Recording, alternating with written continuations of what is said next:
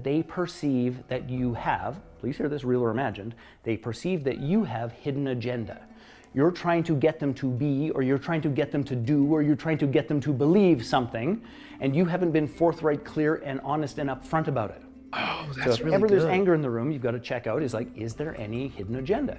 Is there something that I should have expressed?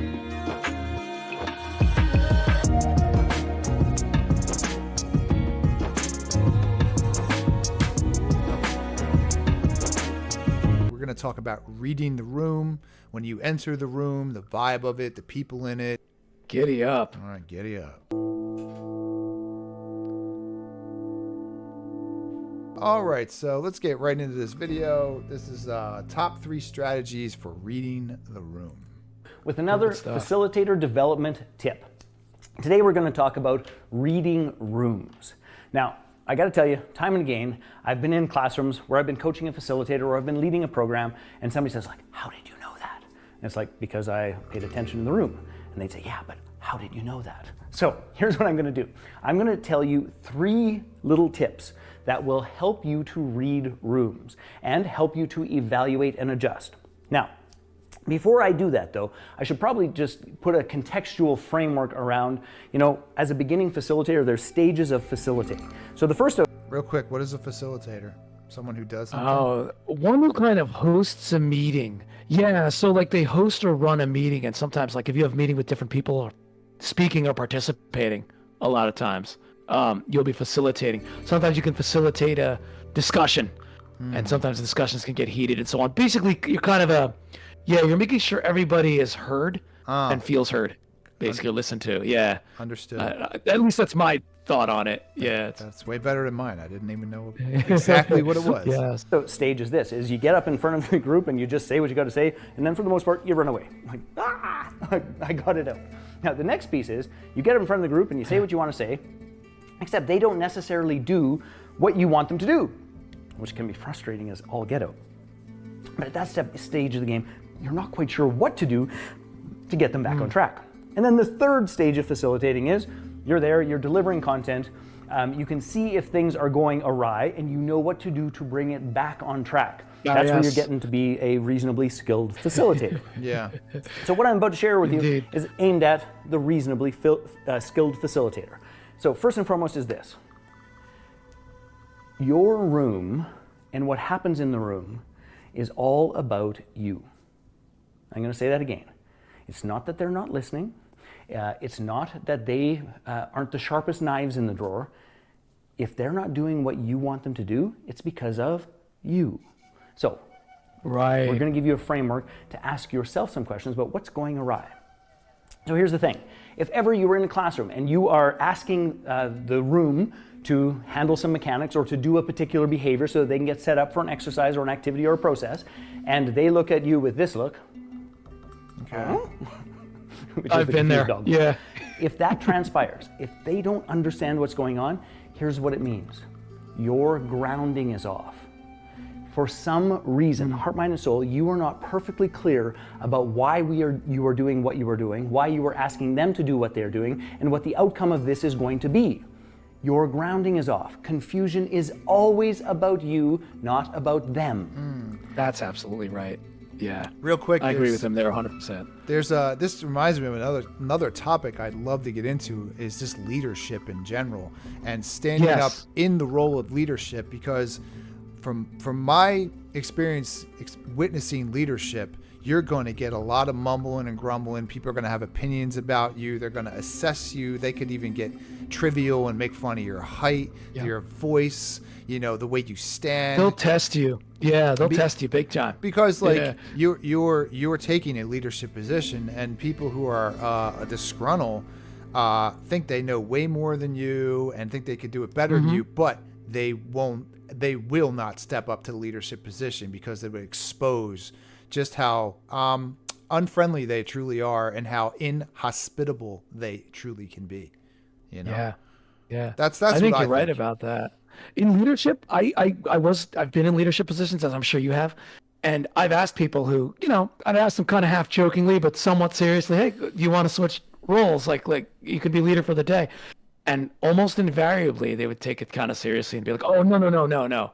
Like they would criticize me. They'd criticize me to my face, which is funny, which is fine. You know, I could take it. Sure. But then I think, oh, we can switch roles, and then be like, no, I don't want your job. It's interesting thinking, you say that to me. I have never truly taken a leadership position. I'm more of the observer, and I've been encouraged to take leadership positions because I independently know how to lead myself, and I still have a certain air about me, at least I try, to be able to be competent enough to do my role. And people have said it to me. They're like, why don't you go for leadership? And there's something inside of me. I think it might be an insecurity of mine that I just never chose to lead. And I feel like this show, when I do it with you, gives me the potential as a producer to lead. And it does feel very gratifying. And it's just me and you. Right? But in return, you working and collaborating with me has helped me ask other people to do this show. And I've been able to pull it off. So that in that way, I am starting to become more of a leader. And I have a young son, and I'm really just trying to be like standing in my boots and being a leadership position of my as a father and to my son. So, fatherhood seems the ultimate leadership if you're doing it well and doing it right. Yeah. You know, you're the ultimate leader in your son's life. I'd like to think of all the times I've observed that I've learned, and now he's the one that I'll lead for, which is the most important to me, and not the rest of these people, you know, who have come and gone in my life, and I don't even know who they are. So not the rest of the plebes. The way I'd like to look at it. Yeah. All right, so that felt good to say all that. So that's one of the ways in which you can read a room. If the room is confused, you got to ask yourself, where's my grounding off? What am I not clear on? What have I not prepared properly? Where am I a little bit weak? That's step number one. So number two is this, is that if ever your audience is angry, so they're pissed off for some particular reason, here's what it means. It means that they perceive that you have, please hear this, real or imagined, they perceive that you have hidden agenda. You're trying to get them to be, or you're trying to get them to do, or you're trying to get them to believe something, and you haven't been forthright, clear, and honest and upfront about it. Oh, that's so if really ever good. There's anger in the room, you've got to check out, is there any hidden agenda?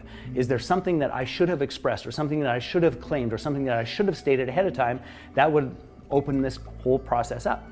So anytime there's anger, you've got to check out your whole piece about, is there anything unexpressed or hidden agenda in any way, shape, or form? That's a big monumental idea. I've been in a room when that happened too. So he's saying to make it known, say it out loud? Yeah, because I was in a room, I wasn't the facilitator, but someone else was, and everyone in the room, that explains everything, really. He summed it up nicely. They seemed to believe that, real or imagined, that there was this hidden agenda. One side didn't trust the other side. We were trying to facilitate a meeting between two departments. It did not go well. And at the very end, not so much the facilitator, but the facilitator's boss rolled eyes at the suggestion of one of the people in one of the departments who was just trying to express a concern. And once the eye roll happened, it was over. A mutiny. It just collapsed so fast. It was unbelievable. I was like, wow. It was a great lesson in how not to facilitate. How did it end? How did it stop? So what happened was the person whose eyes were rolled at, right? That person got up, told her supervisor, who was also in the room, and that supervisor confronted, I guess supervisor to supervisor confronted the facilitator's boss. The facilitator was a master facilitator, but you could have gold skills, but there's only so much you can do, right? Yeah, sure. Plus, this is one of those things. Yeah, he had an uphill battle. It is a variable that will happen, obviously. Like, you don't know what the temperaments of the people are. You might have an off day. You're not feeling well. You didn't get enough sleep. You're not as quick as you could have been. And it's probably a good teachable moment when it does happen, Oh, it was. And the person so people believe there was a hidden agenda. We were trying to, and the facilitator was doing a masterful job of trying to show, no, there's no agenda. It's not hidden, or this is the agenda. I'm spelling out, here's what we're going to do. Here's what we're going to try to do. But his supervisor came in the room, kind of took over. And I think that was the issue. And it was like pouring gasoline on a fire, a fire about to start. It just got ugly. And great. Yeah. Great example. Very, very good. Very good. Yeah. So this guy's right. happens all the time at the beginning stages of facilitating, is that we think that they should get a particular message. We think that they should get a particular lesson. And when you get really great at this, you understand that you're just providing the context for them to face themselves. They may or may not get the lesson that we think they should, but they will get the lesson that is appropriate for them. You gotta have some faith and trust in that. Last part is this. This one's a fun one. If the resistance, and please understand, resistance and anger are different. If the resistance, which is the willingness to engage, participate, jump on in, if the resistance is growing in your particular, in your activity or in your workshop or in your program, here's what it means. If resistance is growing, it means that you are attached to an outcome. It's a little bit related to what I said earlier, but you have an expectation or you have an outcome in mind that you do not want to let go of. So your grounding is narrow and your expectations, they are feeling, reading, and reflecting back to you. So those are just 3 little tips on how to read a room. I like this guy. Excellent. Well, thank you. Those are great tips. What channel? I don't even know what channel this is. Let's give this guy some credit here. The Connection Experience is the name of the channel. He's very good advice, I would say. Only 890 subscribers. Maybe he'd want to come on the show and talk about it. Oh yeah, he would be a great person if we could talk with him. I have lots of questions for him. I also know he's Canadian from listening to him. He is. That's right. Yeah, he seems to have that Canadian, accent of sorts. Yeah. I will pick out a Canadian quickly. Very cool. Anything else you want to add to the conversation?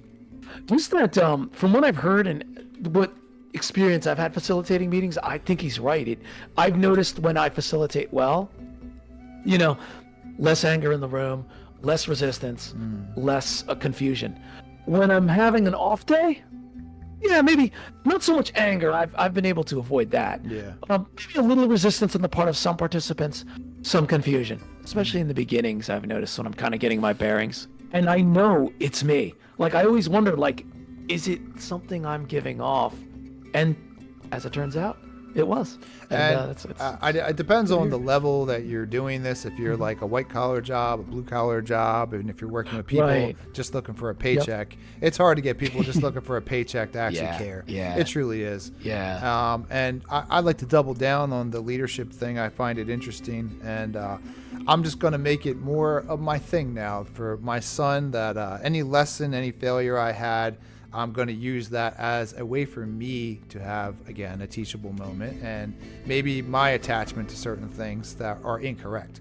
And then when I deal with him, have less emotional responses, try to make my intentions clear for him and with him about what we're doing. I know obviously he's a child and he's going to, come back at me, but I think it's going to be some of the greatest opportunities that I could in my life that I'm ever going to be able to do. And have. I'm with you, man. I'm guessing if your son feels listened to and guided well, this is the most important leadership role in your life, like you said. So there's nothing better. Well. There's not everyone else is transient, and they're only around you for a certain period of time. But if you have a child, if you're lucky enough to have a son or a daughter, it's the greatest thing you can do is give unto them, because you're not going to be here forever for them. So if you can give them great moments that can help them, even 1, 2, or 3 or whatever, then I think that's like a golden star, and parenting is super difficult, but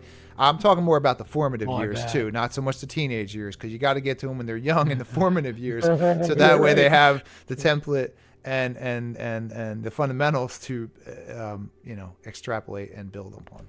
It's true. You hope you lay the good foundation so that if the hormones start going and the brain starts reacting as it does in the teenage years, they'll come back to that good foundation you laid, for them or help them lay. And in the beginning, in the formative years. Right. And I have a tactic which I do try to keep things funny and have a sense of humor. Nice. And I do know that the first emotional response is the incorrect response.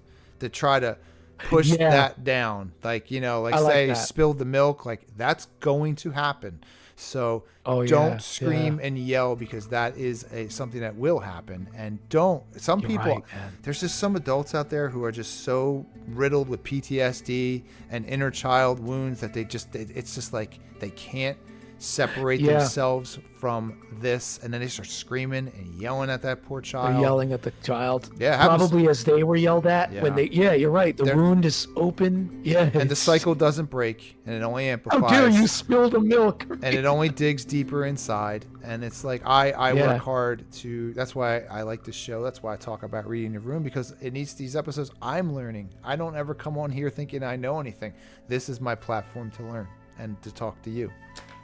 I remember, shout out to my parents. My mom, I spilled the milk. I remember being young, and maybe this is a manufactured memory, or composite, but I do remember my mom always saying, there's no sense crying over spilled milk. Yep. Look, accidents happen. You got to clean it up and stuff. Yeah, but accidents happen. It's all right.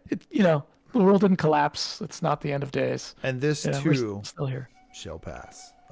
That's another one. That's a good one. Yep. Well, that was another great episode. I don't know. I never know how they start, but they always done a pretty great to me. And with that, we're going to be out. I thank you for your time and input. Peace. Thank you. All right, comrade.